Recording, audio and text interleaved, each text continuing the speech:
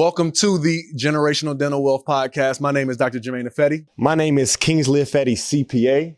Today's going to be a fun conversation, but what we want to do is introduce the first season to everybody here. Yeah. And that is taking a look at different careers within dentistry through a financial lens. Yeah, exactly. When we were kind of brainstorming this up, we said, you know what, let's talk to that D4. Let's talk to that, graduate that is either just graduated or is about to graduate. And kind of in my mind, what I thought about was it'd be cool to say, Dr. Jermaine, like, what would you have done different, right? Or what I guess things did you do that made you, successful in that way? So I think I'm even going to learn a lot from this conversation in this season, and then hopefully our viewers will as well, man. Yeah, it's going to be really fun. I mean, really, we do want to talk to those who are in the preparation phase for the next step, right? It is that D4. It is that new grad. It may be individuals who are 2-3 years out who are thinking about, you know what? Maybe I should retract my steps and get my career back on a different trajectory. But that's what this season's about. D4s and new grads 3 or 4 years out can take from it. But honestly, if you're in year 10, and you're thinking about changing the trajectory of your career, this is really a trajectory changing season. Yeah. And that's what we really want to focus on. But before we hop too much into it, something monumental happened yesterday. So y'all can backdate this and figure out what the date of this recording is. Yeah. And that was Colorado University beat Texas Christian University, TCU, which were the runners up in the National Football Playoff last year. That means they came second to Georgia. I mean, they were the second best team in the nation. Colorado, who won one game last year, they went 1-11, came in and they went to Texas and beat the second best team in college football last year. Kingsley, what changed between last year and this year with Colorado? Man, well, I know this isn't a football podcast, but I think we'd be doing ourselves a disservice by not bringing this up because, like you said, it was a monumental game. See, me as an HBCU quarterback, I used to play quarterback at North Carolina A&T. Thank you, Pride. It's honestly, I feel like I have the inside scoop on a lot of things that Dion, his son, Shador, and pretty much what they've been able to do together. When people don't, and maybe they know or don't know, Deion Sanders was actually at Jackson State last year. They played North Carolina Central actually in the HBCU National Championship, which we call the Celebration Bowl. And they lost by a few points. It went down to the wire. And when that all happened after the game, either like a day or two later or whatever, I don't remember the dates, but Deion announced that he was actually going to be going to be the head coach at Colorado's. And in my opinion, Deion caught a lot of flack for making that decision. Like, oh my gosh, you're abandoning HBCUs. Look at you. It's all about me. In reality, I mean, he's prime time, right? He can make those decisions. And what I thought as an HBCU quarterback was he did his best for HBCUs. Right. He came, he did his years, he put HBCUs on a map. And honestly, he brought a lot of awareness about a lot of inequalities, right? The money inequalities. I think that he was a well-spoken voice. And I don't think if he makes a decision to move on, it should be held against him at all. But long story short, as far as the game, man, Colorado goes down, like Doc said, down to Texas and beats TCU at TCU. And honestly, Colorado looked like they had been there before. I think that was my biggest thing. If you watch the game, if you follow Colorado at all, they had, I believe it was like 50 or 60 transfers, meaning that like they were returning like 4 starters. And in my opinion, that's crazy. That's like you having a brand new team. You have no chemistry. You have pretty much one camp to get everything together. And it's like, next thing you know, you're playing against, like I said, the national runner-ups. That's crazy. It's mind-blowing. I mean, there's so much that goes into it. And again, this isn't about sports, right? We're taking this situation, and that's what we do a lot. And that's why we wanted to bring this collection of a body of work to the world, is because these conversations we have amongst each other about Deion Sanders and what he was able to do in Colorado in game 1 is the kind of stuff we extrapolate into our lives. I mean, this individual went from Jackson State University and moved to Colorado, caught so much flack, like you already talked about. And just 6 months later, this guy is already winning a huge primetime game. Yeah. No one gave them a chance.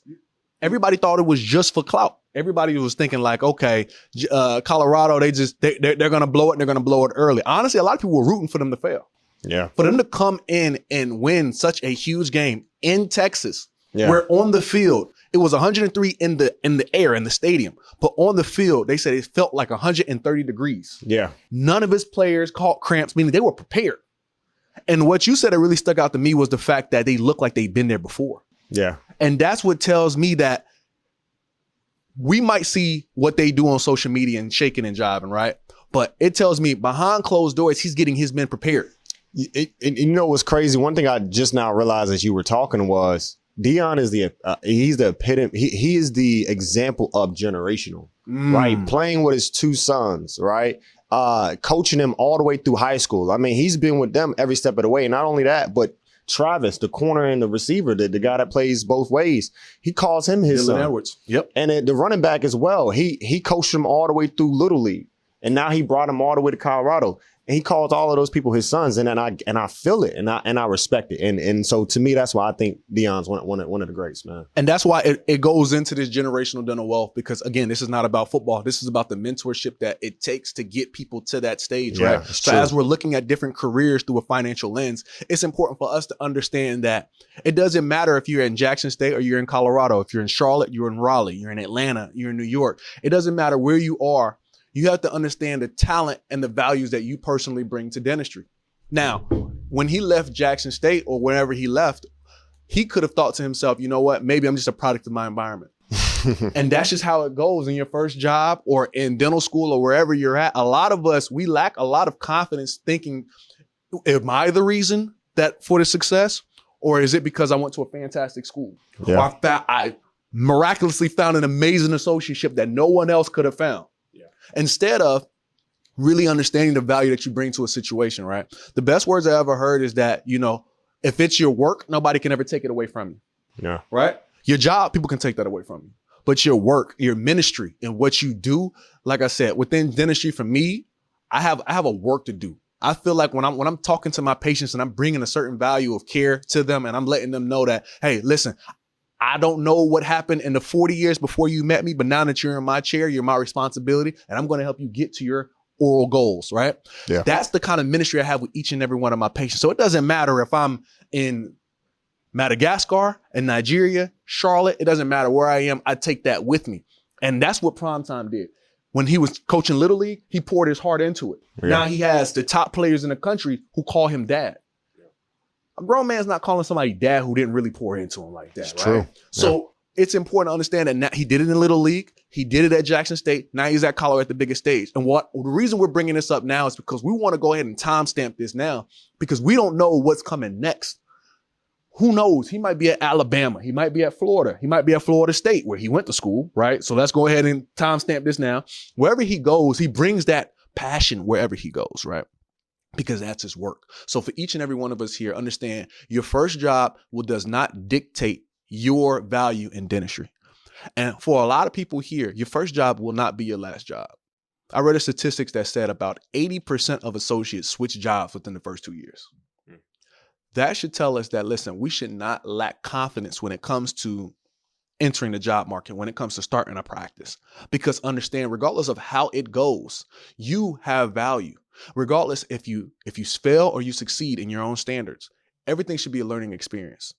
I still remember back in July 1st when one of my longest term contracts called and canceled on me. And then I remember I was thinking to myself, oh man, this is going to be a tough situation. But then I remember just thinking to myself, like, you are the value, right? You bring your own different sets of values. And then believe it or not, that same day we were able to now hop on the phones, because I remember you were there. Like, it was in Atlanta. I remember when I got the call. Yeah. Hop on the phones and get things together. And we ended up closing on a contract that same day for 60% more. Yeah. So that tells me that other people value your skill set more than a lot of us actually value our own skill sets. Yeah. We got to see value in what we do. Awesome. Let's go ahead and segue into the episode. Man, let's hop into it. Let's do it. So the biggest thing here we're going to be talking about is, again, going down different career paths within dentistry through a financial lens. So what we're going to do is talk about some high-level decisions that need to be made to make sure you set yourself up for success. As they say in finances, it's not the big decisions that make you a success or a failure. It's a lot of the little decisions that are made correctly that make it that way. The same way it takes years to build a skyscraper, but one earthquake to tear it all down. That's how it is in our financial world. We got to make a lot of solid decisions. So Kingsley, let me ask you this, right? For a new grad who is graduating, or somebody who was thinking about a switch in their trajectory, tell me how where you live could be such a monumental decision. Yeah, I think that's a really great question. You know, my philosophy as a CPA, as you know, someone who speaks to, you know, people who are making these life decisions, is start with the end in mind. Right? You're a new grad, or you just graduated. You know, you may have a lot in debt. So I say start with the end in mind. Don't make an emotional decision where, oh, this is the huge big city that I see everybody moving to. I just want to move there because this is the most popular decision. What's always the most popular decision isn't always the best decision for you. So what I say as far as for that new grad moving to a new city is start with that end in mind. You know, where you are, where are you as far as, let's just say, different situations as far as, are you engaged? Are you married? Are you looking to start a family?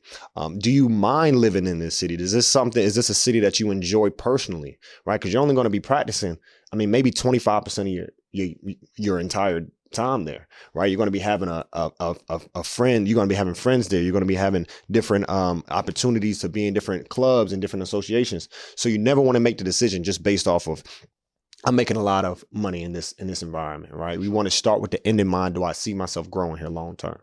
That's really good. Because when it comes to where you live, it is a very key decision, right? I think sometimes we look at the bells and whistles of a situation and don't really understand, like a lot really factors into it, right?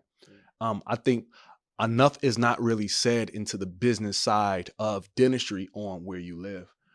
Contrary to popular belief, major cities do not have as many job opportunities compared to non-major cities. I know that sounds crazy, right? We're here in Charlotte, North Carolina, and people think that a majority of the contracts that we do within 1099 and travel dentistry are here in Charlotte. And contrary to popular belief, it's not. Yeah. Most contracts are on the road 2, 3, 4, 5 hours outside the city because, believe it or not, because it attracts so many people to Charlotte, it attracts so many young dentists as well. Yeah. Right. So at the same time, who is out and serving the coast?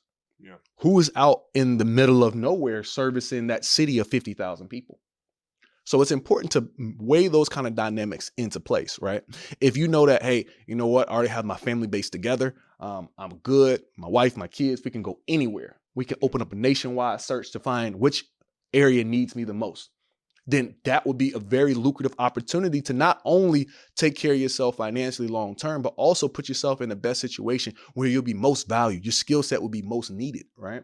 There is a certain level of fulfillment that comes knowing that you solve the problem. A community hasn't had a dentist in 10 years and you and your family's coming in to now solve that problem. That in itself is fulfillment. Yeah. Now, as well as, let's say if you're younger, right? Single, maybe. Or dating, and now you want to go to a area that has more opportunities socially. You probably don't want to be in the middle of nowhere.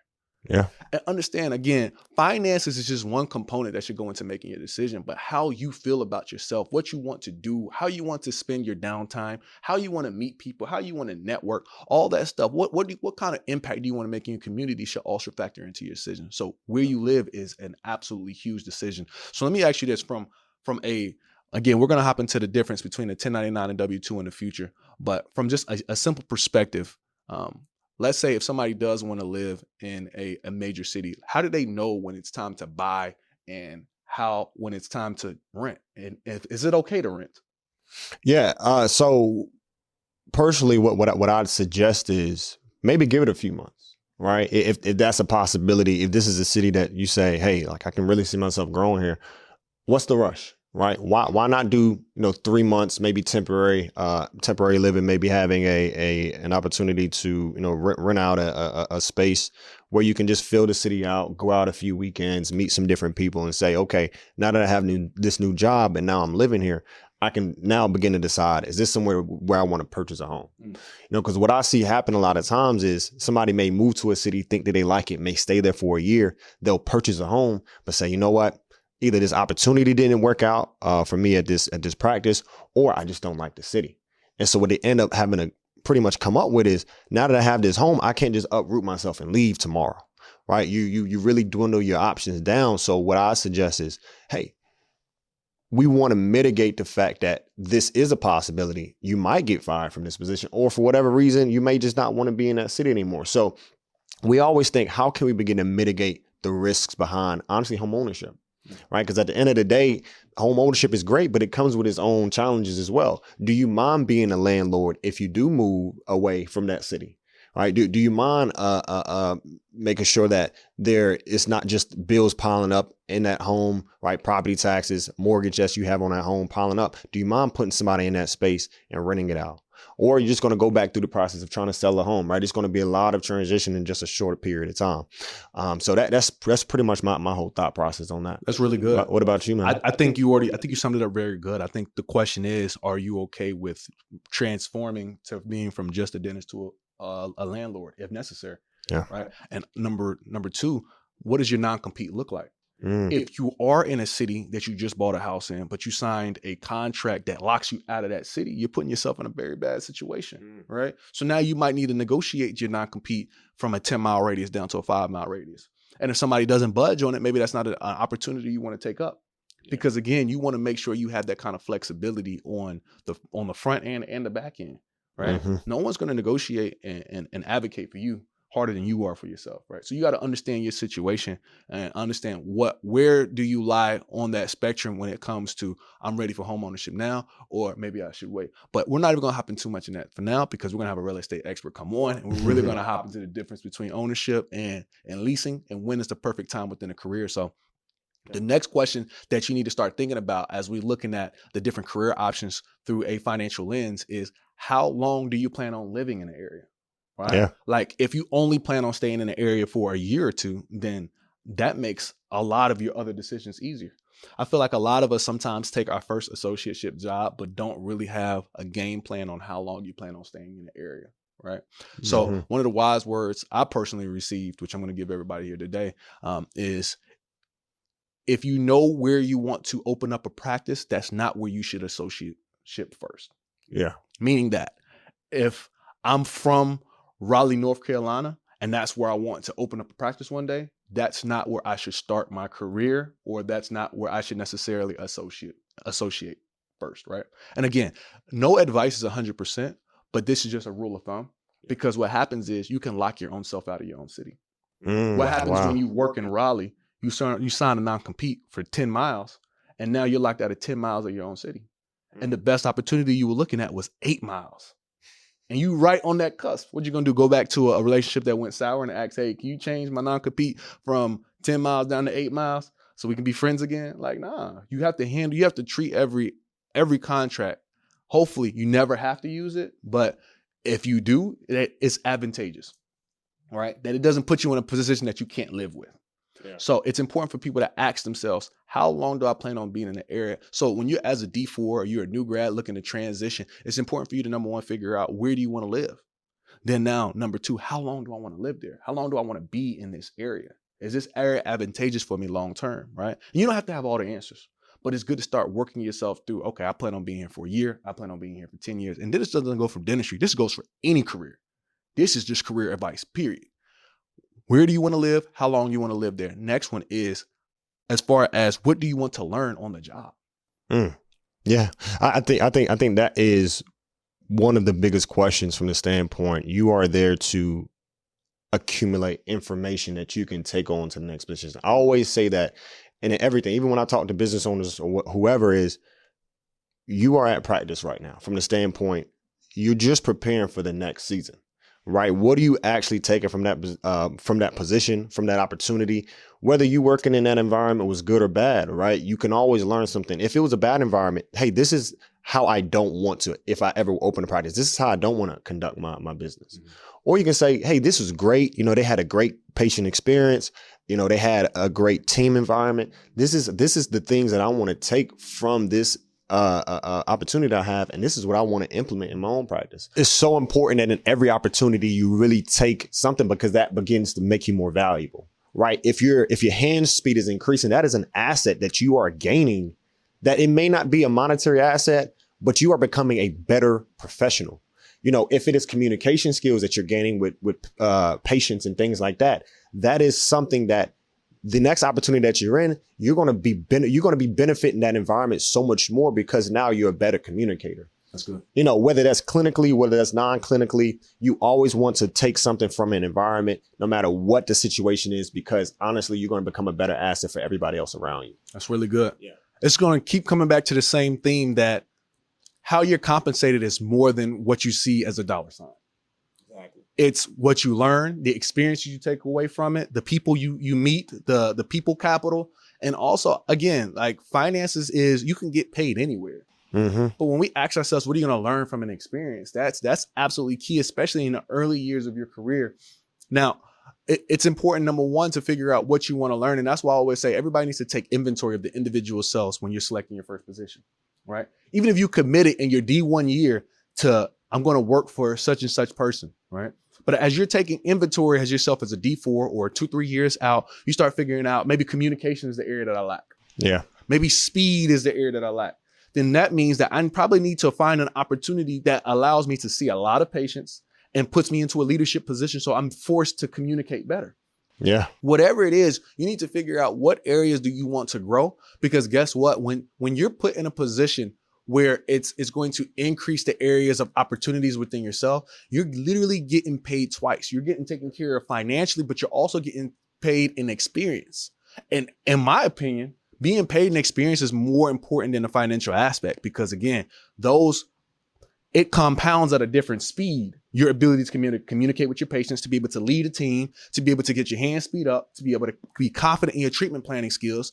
Those kind of increases are exponential increases. So, Kings, if you can give us a quick summary of what are the three main things that maybe a D4 or a new grad needs to take into consideration as they're planning out the next step of their career. Yeah. And I really enjoy the way that we laid it out. You know, first, where do you want to live? Right. Really, really important. Second, how long do you want to be there? How long do you want to live there? How long do you see yourself in this environment?